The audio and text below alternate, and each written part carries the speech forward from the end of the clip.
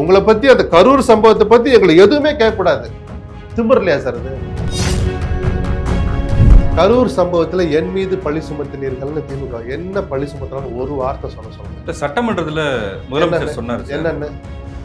தாவேகா தலைவர் தாமதமா வந்ததும் கூட ஒரு முக்கியமான, ஆமா, அது ஒரு தார்மீக பொறுப்பு. இன்னைக்கு வரைக்கும் அதை பத்தி வாய் திறந்தாரா? இன்னைக்கு ஒரு நாள் ஆக ஆக நீங்க என்ன பேசுறீங்க? உங்களை விமர்சிக்க கூடாதுன்னா உங்க தலைக்கணம் ஏறிக்கிட்டு போதே. ரொம்ப சமீபத்துல அண்ணாமலை கண்ணு முன்னாடி பார்த்தோமே, இந்த ஆட்டம் ஆடுன அண்ணாமலை இன்னைக்கு எங்க இருக்காரு சார்? உங்களை 2 தடவை சிபிஐ கூப்பிட்டாங்கல்ல விசாரணைக்கு. நான் ஒன்று சொல்லட்டுமா சார்? டெல்லிக்கு கூப்பிட்டு விசாரிக்கணும் அவசியமே இல்லை சார். என்னை அவசியமே இல்லாமல் டெல்லிக்கு வரவழைத்து விசாரித்தீர்களே, உங்களுக்கு என்ன துணிச்சல்? என்ன இந்த மாதிரி நீங்க இப்படி என்ன அப்படி நெருக்கடி கொடுத்தீங்கன்னா அது தமிழ்நாட்டு மக்களுக்கு கொடுக்குற நெருக்கடி. வாய்கிலேயே பேசின விஜய் 2 வரை இதையும் சொல்லிருக்கணும்ல. யாரையுமே மனித வாடையே ஆகாதுங்கிற அளவுக்கு விஜய் போறது ரொம்ப ஆபத்தான, மிகப்பெரிய ஆபத்துல விஜய் சிக்க போறார். நான் சொல்றேன்.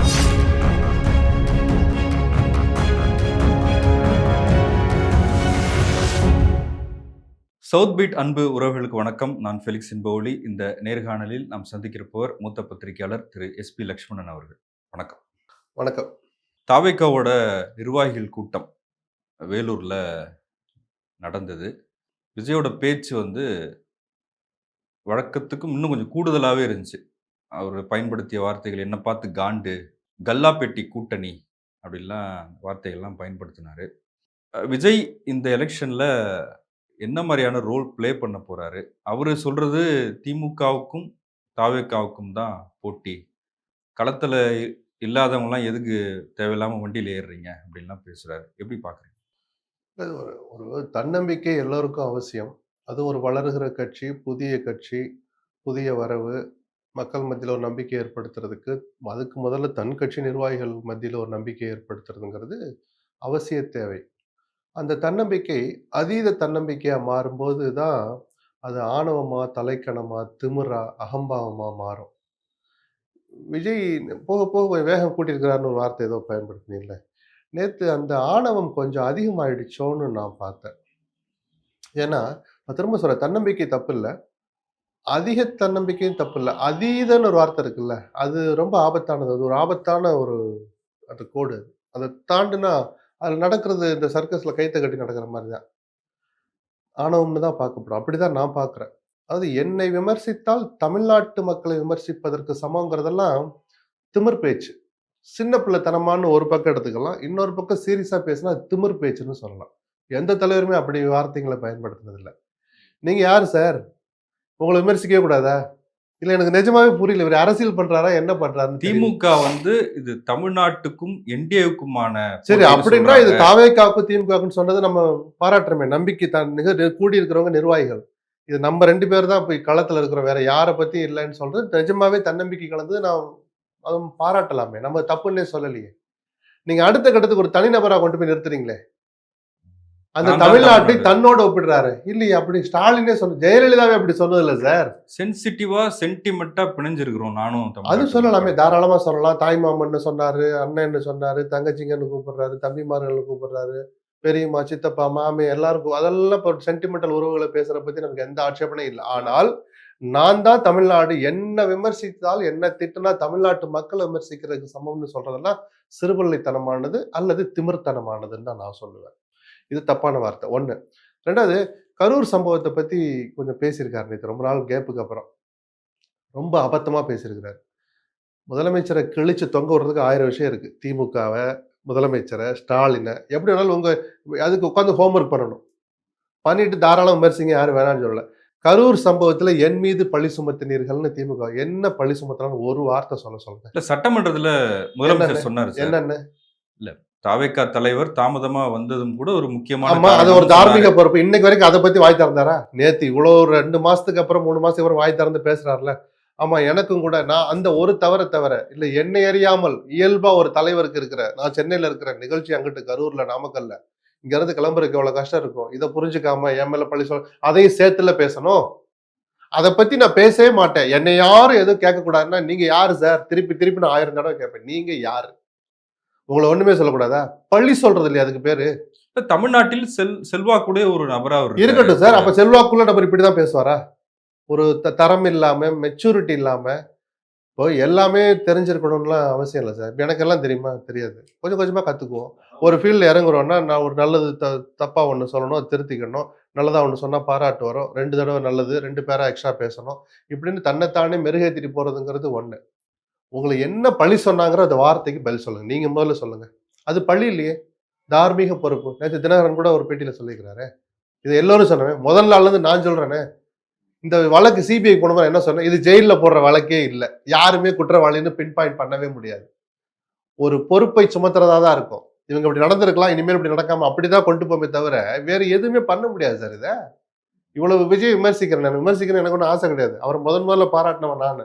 நல்லா கோர்வையா பேச எழுதி வச்சு படிச்சாலும் படிச்சத டெலிவரி பண்றதுக்கு சினிமால நல்லா டெலிவரி பண்ணுவாங்க. அந்த நடிகர் அரசியல் மேடையில ஆளுகிற கட்சிய எதிர்த்து பேசுறதுக்கு ஒரு துணிச்சல் வேணும். துணிச்சலோட பேசுறாருன்னு சொன்னவன் நான். அதையெல்லாம் நான் என்னைக்கும் மாத்திக்க மாட்டேன். இன்னைக்கும் அவர் நாள் ஆக ஆக நீங்க என்ன பேசுறீங்க? உங்கள விமர்சிக்கவே கூடாதுன்னா உங்க தலக்கணம் ஏறிக்கிட்டு போதே. இது திமிரா பார்க்கப்படுமே. ஆணவமா பார்க்கப்படுமே. வளர்ற தலைவருக்கு இது நல்லது இல்லையே. ரொம்ப சமீபத்துல அண்ணாமலை கண்ணு முன்னாடி பார்த்தோமே. இந்த ஆட்டம் ஆடுன அண்ணாமலை இன்னைக்கு எங்க இருக்காரு சார்? நான் அவருக்கு அதே வார்த்தை தான் சொன்னேன். இன்னும் நீங்க நீண்ட தூரம் பயணிக்கணும். கொஞ்சம் வார்த்தைகள கவனமா பேசுங்க. அதிகாரம் கையில இருக்கிறனால இப்படி ஆடாதீங்கன்னு நம்ம சொன்னோம். நடந்துச்சா? நான் ஆசைப்படலையே. பிராக்டிகலா தானே பேசணும். இல்ல அரசியல்னு வந்துட்டப்ப சார், ஒரு அரசியல்ல அவர் ஒரு எதிரிய ஃபிக்ஸ் பண்றாரு. அந்த எதிரிக்கு அது ஏத்த விமர்சனத்த அந்த மாரி எதிரிய தாக்குறது அர்த்தம் உள்ளதா தாக்கணுங்கிறேன் நானு. நீங்க என்ன பண்ணிருக்கணும் நேத்து? உங்கள 2 தடவ சிபிஐ கூப்பிட்டாங்கல்ல விசாரணைக்கு. நான் ஒண்ணு சொல்லட்டுமா சார்? டெல்லிக்கு கூப்பிட்டு விசாரிக்கணும்னு அவசியமே இல்ல சார். ஒரு கட்சியினுடைய தலைவர். அவர் மேல குற்றமே சுமத்தினா கூட தார்மீக பொறுப்பு தான் நம்ம சுமத்த முடியும். இத்தனை பேர கொல்லுங்கன்னு அவர் ஒண்ணும் உத்தரவு போடல. அதுக்கு சதித்திட்டம் தீட்டுனத 120B சேர்க்கவே இல்ல அதுல. சரிதானே? அப்போ அவர டெல்லிக்கு வரவழைச்சு விசாரிக்கணும்னு அவசியமே இல்ல. என்னை அவசியமே இல்லாமல் டெல்லிக்கு வரவழைத்து விசாரித்தீர்களே, உங்களுக்கு என்ன துணிச்சல்? என்ன இந்த மாரி நீங்க இப்படி என்ன அப்படி நெருக்கடி குடுத்தீங்கன்னா, அது தமிழ்நாட்டு மக்களுக்கு குடுக்குற நெருக்கடி. வாய்கிழிய பேசின விஜய் 2 வரி இதையும் சொல்லியிருக்கணும்ல. வீட்ல வந்து விசாரிச்சுக்கலாமே சார் ஒரு தலைவர. விஜய் என்ன இருந்தாலும் ஒரு கட்சியுடைய தலைவர் சார். அவர் ஒண்ணும் கொலை பண்ணல, கத்தி எடுத்து குத்தல சார். 4 பேர தூண்டி விடல சார். அவங்க நினைச்சிட்டாங்கன்னா ஒரு ஆபீசர் எஸ்பி, டிஐஜி ரேங்க்ல ஒருத்தர் வந்து பனையூர்ல உட்காந்து நீலாங்கர்ல உட்காந்து விசாரிச்சிருக்க முடியுமா சார்? இத பத்தி விஜய் பேசியிருக்கலாமே. இதத்தான் நம்ம சொல்றோம். ஆபத்தான விஜய்ன்னு நம்ம சொல்றதுக்கு காரணமே இதுதான். திட்டமிட்டு சில விஷயங்கள பேசாம இருந்துட்டு, அதுக்கு ஒரு வியாக்கியானம் வேற பேசிக்கிட்டு, இதுல மக்கள் ஏன் பக்கம் நான் இப்போ சொல்றேன். மக்கள் ரொம்ப தெளிவானவங்க. விஜய் முதல்ல தனக்கு தானே சொல்லிக்கணும் கண்ணாடி முன்னாடி நின்னு. நேத்து அவரு பேசுனது ரொம்ப எமோஷனல் ஆகி கொஞ்சம் அ இல்ல கண் அது கலங்கி எல்லாம் அதுக்கெல்லாம் பேசினாரு. அவசியமே இல்ல சார். கண் கலங்குற மேட்டரே அது இல்லையே சார். நமக்கு தெரியாது சார் எதுக்கு இயல்பா கண் கலங்கும்னு. அவர் நான் நக்கல் பண்ணல. அவர் நடிச்சாருன்னு நான் சொல்லல. எதுக்கு இந்த வேலைன்னு கேட்கிறேன். பேச வேண்டிய விஷயத்த பேசாம, சரி இல்ல அந்த ஊழல் சக்தின்னு சொல்றாரு. தாராளமா விமர்சிக்கட்டும். தப்பு இல்லையே. நீங்க அதிமுகவே ஊழல் சக்தின்ற வார்த்தைய மொத அதிமுக தான் பயன்படுத்தினார். உங்களுக்கு கண் முன்னாடி இல்ல ஒரு எதிரி. எதுக்காக அத போய் ஊழல் சக்தின்னு முத்திர குத்துறீங்க? சொல்லுங்க. கண்டுக்கவே இல்லல்ல நீங்க. அவங்க ஸ்ட்ராட்டஜி 1000 பண்ணட்டும் சார். நான் இப்போ எங்க தெரியுமா கொண்டு போறாங்க விஜய? மிகப்பெரிய ஆபத்துல விஜய் சிக்க போறாரு நான் சொல்றேன். அவர் ஒரு பெரிய தன்னிகரற்ற தலைவரா ஒரு பிம்பத்த உருவாக்கி அந்த பிம்பத்த கொண்டு போய் எங்கேயோ ஒரு இடத்துல உட்கார வைக்க போறாங்க. கடைசியில இவரே இறங்கணும்னு நினைச்சாலும் இறங்க முடியாத அளவுக்கு போய் அர்த்தமில்லாத ஒரு உயரத்துல அந்தரத்துல தொங்க போறாரோன்னு எனக்கு கொஞ்சம் சின்ன தயக்கமா இருக்கு. அப்படி போக வேண்டிய நபர் அல்ல விஜய். தமிழ்நாட்டு அரசியலுக்கு ஒரு மாற்று தேவைதான். அந்த மாற்று என்ன சொல்றது? நம்மலாம் பெருமைப்படுற மாரி இருக்கணும்னு கூட ரொம்ப அதிக ஆசை. கொஞ்சம் சந்தோஷப்படுற மாரி, கொஞ்சம் திருப்திப்படுற மாரி அந்த மாற்று இருக்கணும். அதுக்கு அவருடைய பாடி லாங்குவேஜ, ஓரல் லாங்குவேஜ அடிக்கடி காட்டணும்னு நம்ம சொல்றோம். அதுக்கு பேசுறதுக்கு அத பத்தி சொல்றதுக்கு இல்ல. மக்கள் கிட்ட நெருங்கி வாங்கன்னா, நான் வீட்டுக்குள்ள வரேன்னா, முதலமைச்சராகி கிராமமா போவாராம். நடக்கிற காரியமா சார் அது? முடியுமா சார்? முதல்ல 30, 35 மாவட்டத்துக்கு போய் சேர்ந்துருவீங்களா முதல்ல? 1 வருஷத்துக்குள்ள போ முடியும். 1 வருஷத்துல. இல்ல அவருக்குன்னு ஒரு இலக்கு இருக்கும், கனவு இருக்கும். சார் இந்த ஆட்சி தமிழ்நாட்டுல ஆட்சிய பிடிக்கட்டும்னு ஒரு கனவு வச்சுக்கட்டும், இலக்கு வச்சுக்கட்டும், ஆட்சியவே பிடிக்கட்டும் சார். அப்படி ஆட்சிய பிடிச்சு அமர்வதற்கு வாய்ப்புள்ள ஜனநாயக நாடு இது. அந்த முதலமைச்சர் பதவியில அமர வாய்ப்புள்ள விஜய பார்த்து எனக்கு கேள்வி கேட்கிற உரிமை எனக்கு இருக்கு. இந்த முதலமைச்சர் நம்மை ஆளுகிற முதலமைச்சர் எப்படி இருக்கணும்னு எதிர்பார்க்கிற உரிமை நமக்கு இருக்குல்ல. அவர் சொல்லிட்டு போட்டும். நான் என்னுடைய பார்வை நான் சொல்றேன். என்ன பேச்சு இது? நீங்க என்ன கத்துக்கிட்டீங்க அதுல? உங்கள பத்தி அந்த கரூர் சம்பவத்த பத்தி எங்கள எதுவுமே கேட்கக்கூடாது. திமிரு இல்லையா சார் இது? சொல்லுங்க. இது என்ன பேச்சுன்னு கேட்கிறேன் நானு. அப்போ என்ன ஒரு தலைவருக்குரிய பண்பு உங்களுக்கு பின்னாடி லட்சக்கணக்கான பேர் உங்கள நம்பி வரோம். அன்னைக்கு கூட்டத்துல 5000 பேர் வேணா உட்கார்க்கலாம். நெருக்கடி காரணமா. சரி இன்னைக்கு வரைக்கும் அந்த தொண்டர்களுக்கு, ரசிகர்களுக்கு ஒரு அப்பீல், ஒரு வேண்டுகோள் விஜய் விட்டுருக்காரா சார்? கொஞ்சம் கட்டுப்பாடா இருங்க. இல்ல அவரு அடுத்த வண்டியில கூட்டத்துக்கு வந்து பின்தொடர்ந்த அதெல்லாம் நான் அத சொல்லல. விஜய் வாயிலிருந்து ஒரு அறிக்கையோ, ட்வீட்டோ தொடர்ச்சியா பேசணும். அப்பதான் அவன் அடங்குவான் ரசிகன். ஓட்டு அவருக்கு தான் போட போறான். 1000 நலத்திட்டங்கள் குடுத்தாலும் விஜய்க்கு ஒருத்தன் போடணும்னு நெனச்சா அவன் விஜய்க்கு தான் சார் போடுவான். என்ன வாக்களிக்கிறது, என்ன ஆதரவு தர்றதெல்லாம் அப்புறம். உங்களுடைய உயிரும், உடைமைகளும் முக்கியம். உங்கள நம்பி குடும்பம் இருக்கு. கவனமா அந்த வாங்க. இளைஞர்கள் அப்படி பேசலையே சார்.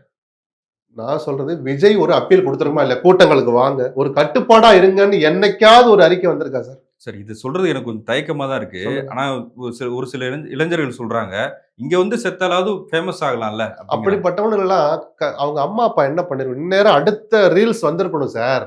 அவன வீட்டுக்கு வர வச்சு, அவங்க கால்ல இருக்கிற செருப்பு எடுத்து அவன அடிச்சிருக்கணும் சார். அப்பா, அம்மாக்கு தான் சார் அந்த உரிமை இருக்கு. குறைஞ்சபட்சம் கன்னத்துல அறைஞ்சிருக்கணும் சார். அப்படி சொல்ற ஆணையும், பெண்ணையும்.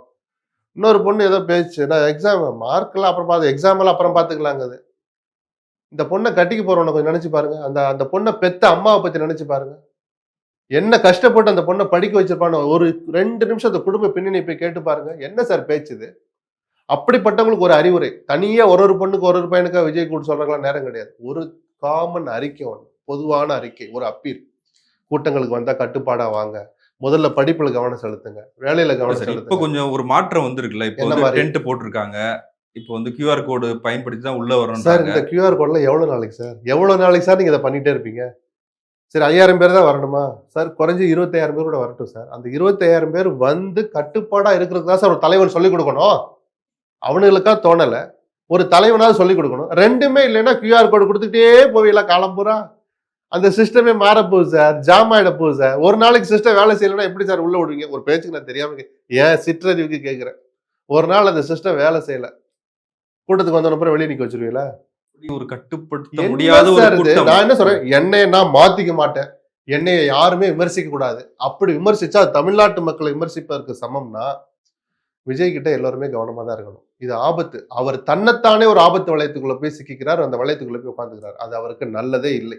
திமுக வந்து இது டெல்லிக்கும் தமிழ்நாட்டுக்குமான போட்டி அப்படின்னு சொல்றாங்க.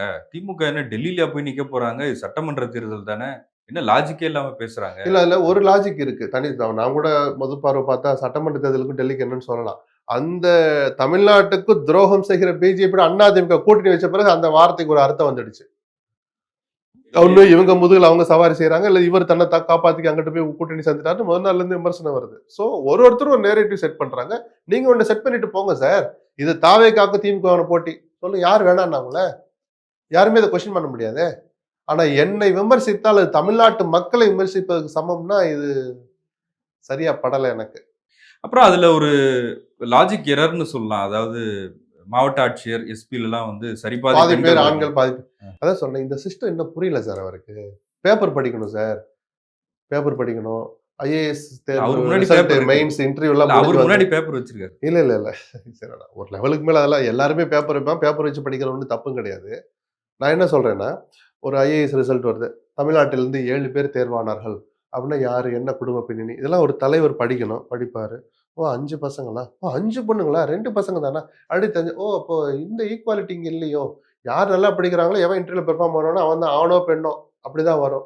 என்ன ஜாதின்னு கூட அதுல சொல்ல முடியாது. சில நேரம் ரிசர்வேஷன் இங்க இருக்காது. இந்த இது ஒரு பேசிக் விஷயம் சார். பண்ண முடியாது. சரி அது கூட ஒரு ஃப்ளோல அவர் மனசுல பட்ட ஆசைய சொல்ல இப்ப சீமான் அவர் நினைச்சுட்டாரு சீமான் 50% பெண்கள் 50% ஆண்கள் கேண்டிடேட் போட்ட மாதிரி நினைச்சுக்கிட்டாரு எஸ்பி போஸ்டிங்க கலெக்டர் போஸ்டிங்க.